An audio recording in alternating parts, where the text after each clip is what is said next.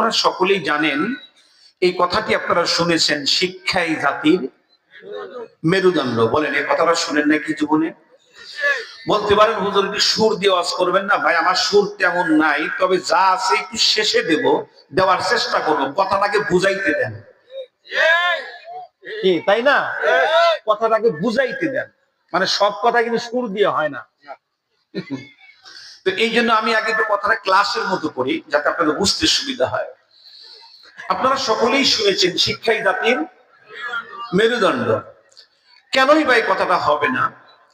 দেখেন, নবী করিম সাল্লাল্লাহু আলাইহি ওয়াসাল্লামের প্রথম কিন্তু হজের বিধান নাজিল হয়নি। কথা হয় না?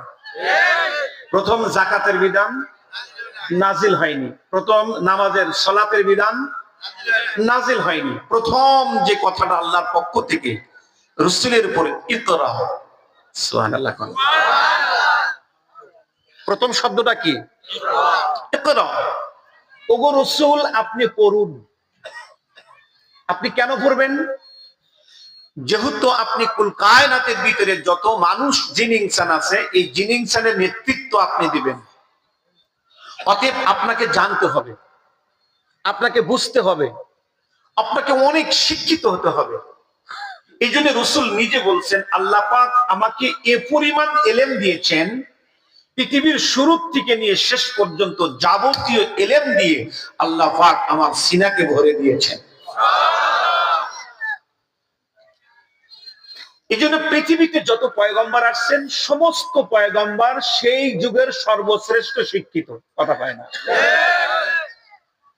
সেই সময়ের সেই পয়গম্বর সবচেয়ে ভাষাবিদ।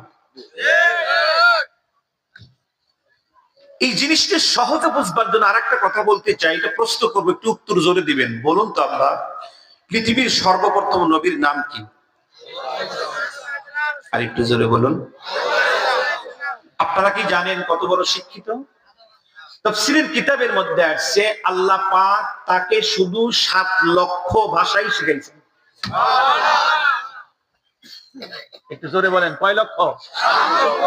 7 লক্ষ। পৃথিবীতে বর্তমান আছে 6000 ভাষা।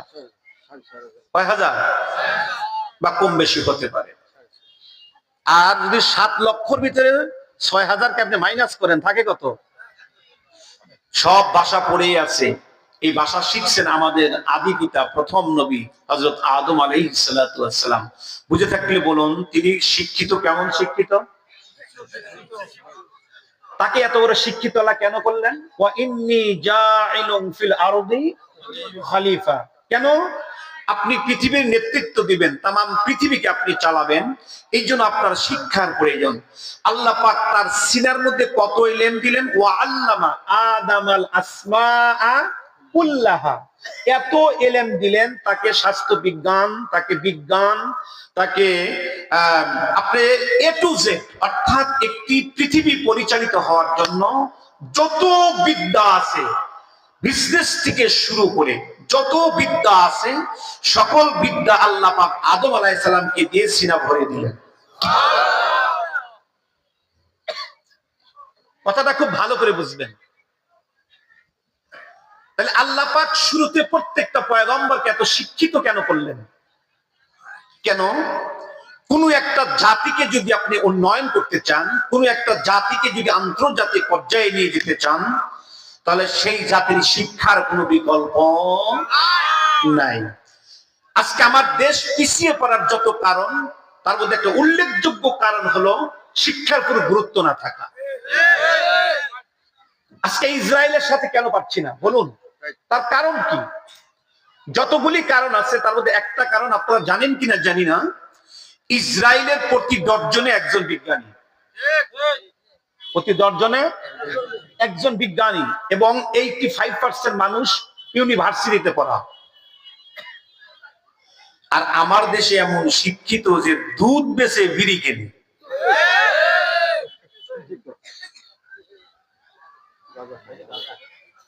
ওই যে বলতেছে গাঁজাও খায়। এই দেশটাকে ভালো কেমনে করবেন? কি করে করবেন? সম্মানিত সুধী, শিক্ষাই জাতির মেরুদণ্ড। এই শিক্ষাটা যদি আমরা জাগতিক এবং উখরবি এই দুই শিক্ষার সমন্বয়ে যতদিন না করতে পারবো ততদিন পর্যন্ত এ দেশ উন্নয়ন করা সম্ভব না। জাগতিকও লাগবে, জবাবদিহিতামূলক শিক্ষাও লাগবে।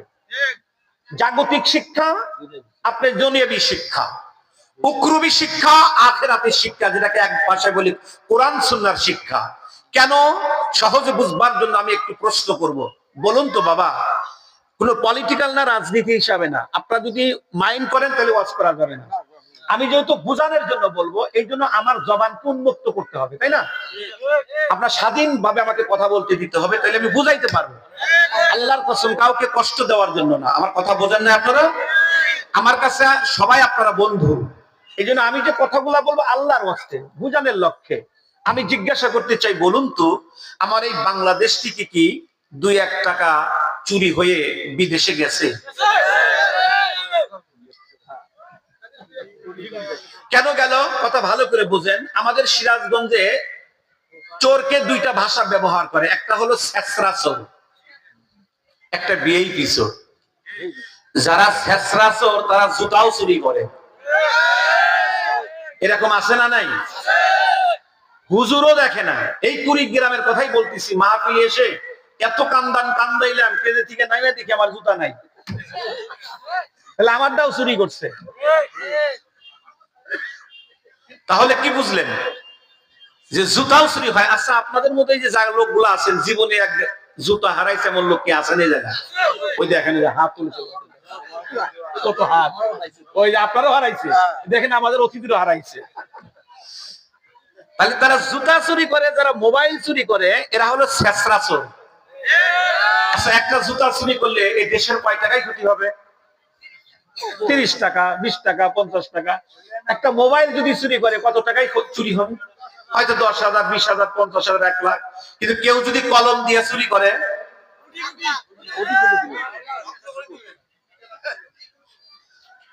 এটা হলো ভিআইপি চোর।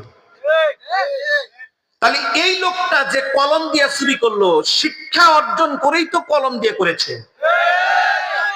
তাহলে কি শিক্ষা, যে শিক্ষা তাকে চুরির থেকে বাঁচাতে পারলো না?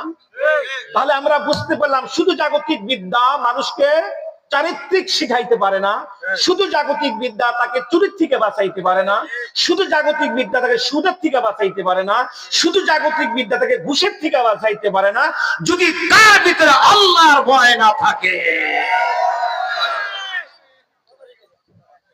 এই জন্য একটা জাতিকে বাঁচাতে হলে যেমন জাগতিক শিক্ষার প্রয়োজন, তেমন উখরবি কোরআন সুন্নাহর শিক্ষাও প্রয়োজন। আমার সাথে আপনার কি একমত না দ্বিমত? যারা বলেন একমত না দ্বিমত? এই জন্য আপনাদের সম্মুখে আমি যে গুরুত্বপূর্ণ আলোচনাটা রাখতে চাচ্ছি, একটা গুরুত্বপূর্ণ, যেহেতু মাদ্রাসা কেন্দ্রিক প্রোগ্রাম, এটা শিক্ষা কেন্দ্রিক প্রোগ্রাম, শিক্ষালয়, এই বিষয় নিয়ে আমি কথা বলতে চাচ্ছি। এজন্যই সম্মানিত সুধী, আমার পরামর্শ, যদি এ জাতি মানে, আগামী 50 বছরে এ দেশ স্বর্ণের দেশ হবে। 50 বছরও লাগবে না। কেন? আমাদের গোড়ায় কিছু ভুল, আমাদের শুরুতে কিছু ভুল আছে। তা কেমন? একটি কথা সবসময় মনে রাখবেন, সবকিছুর তৈরির কারখানা আছে, মানুষ তৈরির কারখানা হলো বাবা মা। একটু জোরে কোন, ঠিক না ব্যাঠি? এই বাবা মায়ের সন্তানের প্রতি কিছু দায়িত্ব এবং কর্তব্য আছে, আছে না নাই? আজকে আমার ছেলে সন্ত্রাস কেন? আমার ছেলে ডাকাত কেন? আমার ছেলে ইয়াবাখোর কেন? আমার ছেলে গাঞ্জাখোর কেন? আমার ছেলে ডালখোর কেন? আমার ছেলে তো অপরাধীর সাথে সম্পৃক্ত কেন? আপনি তালাশ করে দেখেন, এই ছেলেটার দায়িত্ব বাবা মা 100% গ্রহণ করে নাই। আপনি তালাশ করে দেখেন। পৃথিবীতে আল্লাহর যত ওলি আসছেন, পৃথিবীতে যত মনীষী আসছেন, পৃথিবীতে যত আল্লাহর কুতুব আসছেন, জীবনীটা তালাশ করে দেখেন, প্রত্যেকটা ওলির মা আল্লাহর ওলি ছিল, দায়িত্ববান ছিল।